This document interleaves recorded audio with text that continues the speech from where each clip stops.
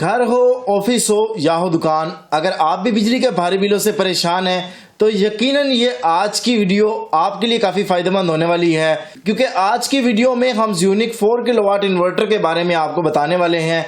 इससे पहले हमने ज़्यूनिक 1.5 किलोवाट और ज़्यूनिक 6 किलोवाट इन्वर्टर की वीडियो बनाई थी, जिसे लाखों लोगों ने देखा और बहुत ज़्यादा डिमांड की कि हमें ऐसे इन्वर्टर के बारे में बताएं जो एयर कंडीशन के लिए, चाहे एयर कंडीशन 1 टन का हो, 1.5 टन का हो, 2 टन का हो, 4000 वाट की रेंज में अगर हमारा घर का लोड हो, ऑफिस का हो या हो दुकान का लोड, तो उसके लिए हमें कौन सा इन्वर्टर आप रिकमेंड करेंगे। तो आज की वीडियो ज़्यूनिक 4 किलोवाट इन्वर्टर पे। इस इन्वर्टर का पावर फैक्टर कैसा है, इसकी सोलर की जनरेशन कैसी है, और अगर हम इस इन्वर्टर को बगैर बैटरी के चलाते हैं तो ये कैसी परफॉर्मेंस हमें देता है, इस इन्वर्टर की वारंटी कितनी है, इस इन्वर्टर की प्राइस कितनी है, आउटपुट लोड आप इस पे कितना और क्या चला सकते हैं। आज की वीडियो में हम आपको तमाम चीजें बताएंगे, क्योंकि हम जो वीडियो बनाते हैं वो मुकम्मल टेस्टिंग के बाद, तमाम एक्सपेरिमेंट करने के बाद हम आप लोगों से वीडियो शेयर करते हैं। तो चलिए शुरू करते हैं। तो दोस्तों, सबसे पहले अनबॉक्सिंग कर लेते हैं। जब हम इन्वर्टर को बॉक्स से निकालते हैं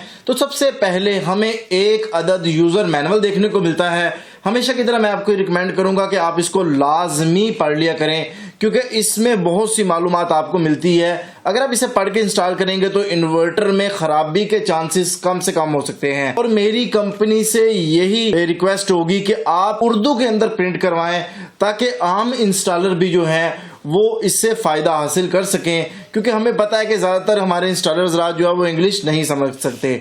अब सेकंड नंबर पे जब हम इन्वर्टर को बॉक्स करते हैं तो हमें एक अदद वारंटी कार्ड देखने को मिलता है।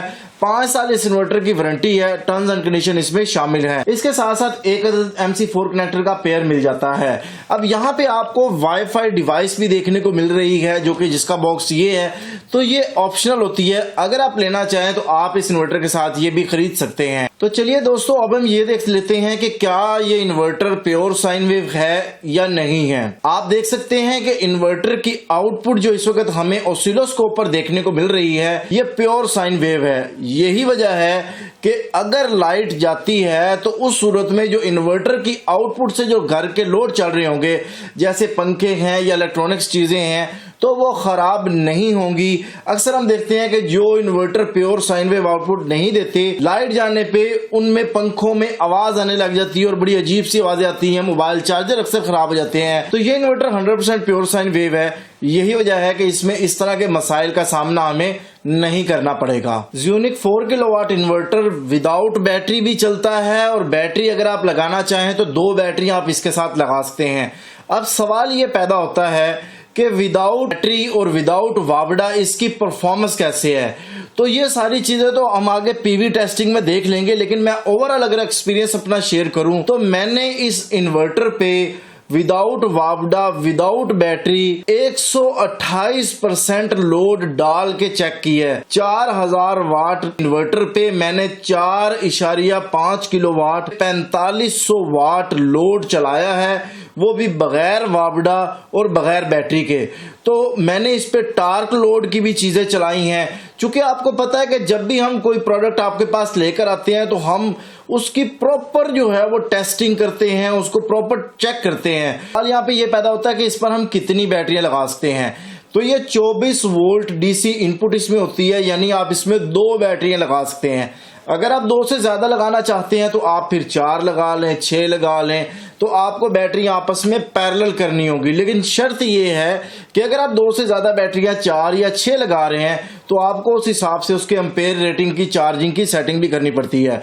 अब यहाँ पे जो मेन बात, जो लोग ज्यादा इस चीज पे फोकस करते हैं कि ये विदाउट बैटरी काम करता है तो कैसा काम करता है, तो हमने इसको प्रॉपर टेस्ट किया। मैंने इसे विदाउट वावडा और विदाउट बैटरी इसको मैंने चलाया, तो ये बहुत अच्छी परफॉर्मेंस इसने हमें दी।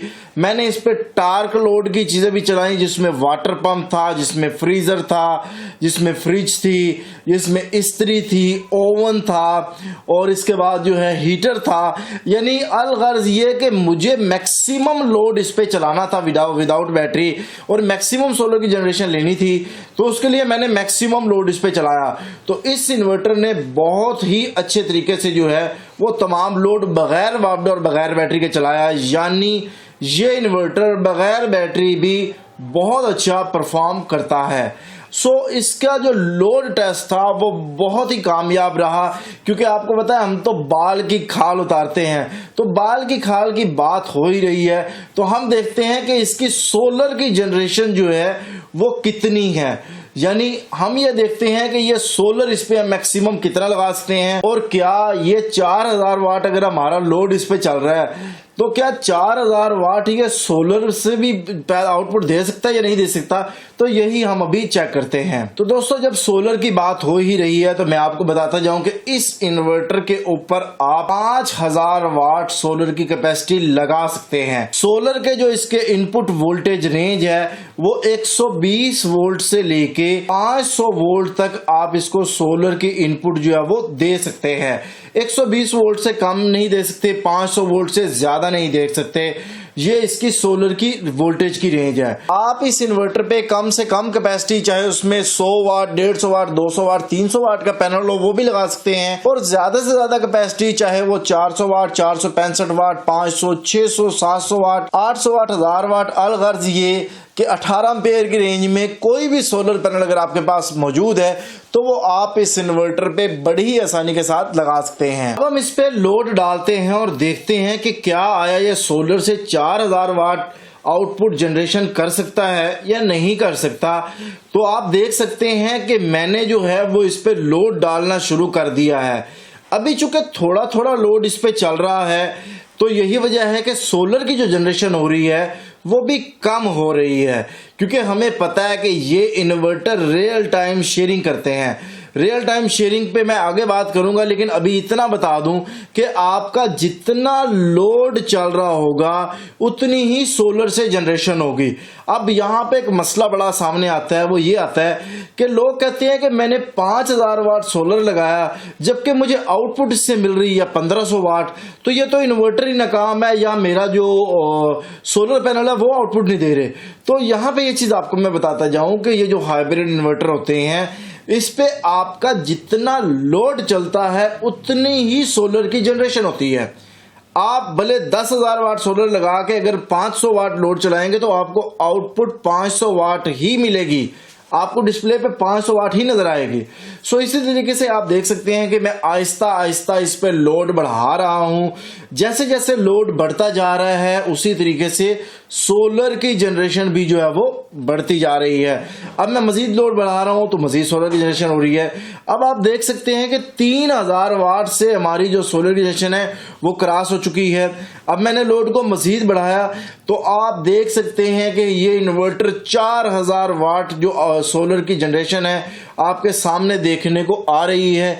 इस वक्त जो है ये सोलर पैनल जो है वो हमें पीक परफॉर्मेंस दे रहे हैं।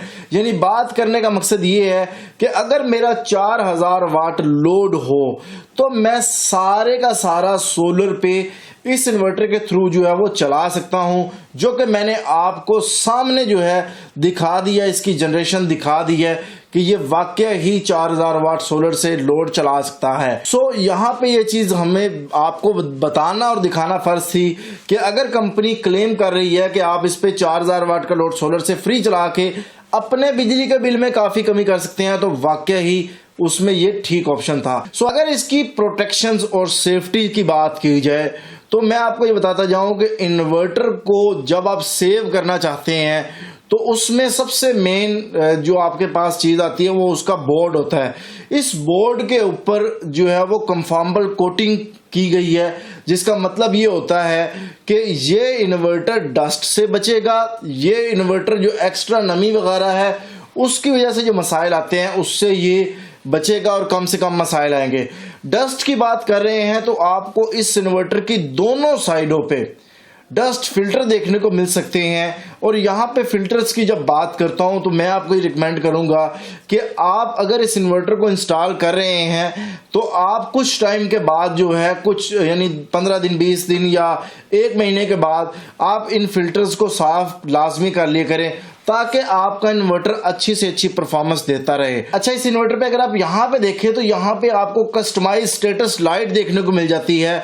ये लाइट डिफरेंट कलर्स की होती है, हर कलर इस चीज को इंडिकेट कर रहा होता है कि अब ये वापडा पे चल रहा है, अब ये बैटरी बैकअप पे चल रहा है या सोलर के साथ चल रहा है।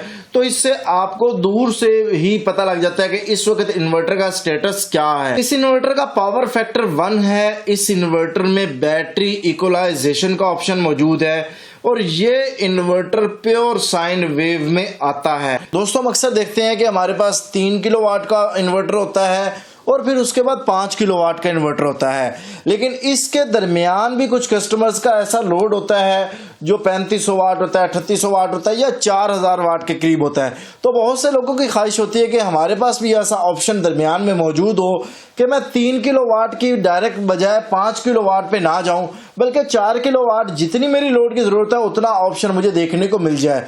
अक्सर औक़ात ये भी होता है कि किसी कस्टमर की ज़रूरत जो है वो 3300 वाट है, तो वो 3200 वाट वाला इन्वर्टर नहीं लगा सकता क्योंकि उसका लोड 3300 वाट है। अब वो 3300 वाट की बजाय बेचारा 5000 वाट या 6000 वाट पे इन्वर्टर पे जाता है। तो ये जो 4 किलोवाट का इन्वर्टर है, मैं ये समझता हूँ कि ये उन लोगों के लिए खुशखबरी है, उन लोगों के लिए बहुत अच्छी एक ऑप्शन हो सकता है कि वो इस इन्वर्टर को इस्तेमाल करके 3 से 5 की बजाय 4 पे आ सकते हैं और अपने पैसे जो है वो बचा सकते हैं। और इसमें सबसे बड़ी खूबी ये है कि ये 2 बैटरियों में है, क्योंकि 3 किलोवाट के बाद जो ऑप्शन हमें देखने को मिलता है वो 5 किलोवाट का मिलता है, या जो भी ऑप्शन हमें मिलता है वो 4 बैटरियों पे आता है। तो लोगों की जरूरत भी यही होती है कि मेरा 4000 वाट लोड भी चल जाए और जो बैटरियां भी मुझे 2 लगानी पड़े, तो उनके लिए ये बेस्ट ऑप्शन है। अगर आपके पास 1 टन का एसी है, अगर आपके पास 1.5 टन का एसी है, अगर आपके पास 2 टन का एसी है जो 4000 वाट की रेंज में रहते हुए पावर कंज्यूम करता है, तो ये इन्वर्टर आपके लिए बेस्ट ऑप्शन हो सकता है। मैंने इसको टेस्ट किया तो आपको ये बताता जाऊं कि कंपनी ने अपने इस इन्वर्टर के डिस्क्रिप्शन में कहा कि ये इन्वर्टर 98% आउटपुट पावर फराहम कर सकता है। तो जब हमने इसको टेस्ट किया तो हमने ये देखा कि ये इन्वर्टर 128% तक लोड इस पे मैंने डाला, तो इस इन्वर्टर ने उस लोड को चलाया, तो उसके बाद उसने ओवरलोड का एरर दिया कि इस वक्त ये इन्वर्टर ओवरलोड है। 105%, 110% तक तो ये ओवरलोड का भी एरर नहीं दे रहा था। सो बात करने का मकसद मेरा हरगिज ये नहीं है कि आप इस इन्वर्टर पे 4500 वाट ही लोड चलाएं, या अगर आपका लोड 4500 वाट का है तो आप ज़्यूनिक्स 4 किलोवाट इन्वर्टर का इंतखाब करें, ऐसा मैं नहीं कहूँगा। क्योंकि मैं हमेशा की तरह ये कहा करता हूं कि अगर आप इन्वर्टर की लॉन्ग लाइफ चाहते हैं और आप ये चाहते हैं कि इन्वर्टर अच्छी परफॉर्मेंस आपको देता रहे, तो आप इन्वर्टर को या किसी भी बिजली के आले को 85% तक जब आप उसको चलाएंगे तो वो लॉन्ग लाइफ चलेगा और अपनी अच्छी एफिशिएंसी जो है वो आपको फराहम करेगा। रियल टाइम शेयरिंग की बात हो रही थी कि इस इन्वर्टर में रियल टाइम शेयरिंग का ऑप्शन है।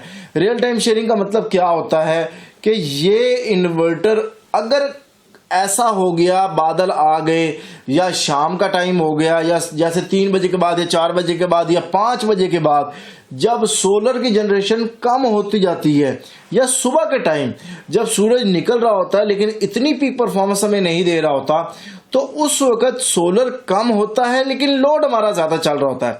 अब सवाल ये पैदा होता है कि अगर मेरा 3000 वाट लोड चल रहा हो, 2500 वाट मेरी सोलर से जनरेशन आ रही हो, तो ये क्या करेगा? क्या 3000 वाट जो है वो वापडा से लेगा या बैटरी से लेगा या क्या करेगा? तो यहाँ पे ये मैं आपको बताता जाऊं कि अगर आपका 3000 वाट का लोड चल रहा है और आपकी वापडा मौजूद है, तो वो 500 वाट जो है वो वापडा से लेगा और 2500 वाट जो है वो सोलर से जनरेशन देगा। अगर सोलर पैनल की बात हो ही रही है तो यहाँ पे मैं आपको ये बता दूं कि इस इन्वर्टर के ऊपर आप 600 वाट से ज्यादा सोलर पैनल लगा सकते हैं। इस इन्वर्टर की तमाम डिटेल आप मोबाइल एप्लीकेशन पर भी देख सकते हैं कि आपका सोलर कितना चल रहा है, आपका लोड कितना चल रहा है, वो तमाम मालूमात आप मोबाइल की स्क्रीन पर भी देख सकते हैं।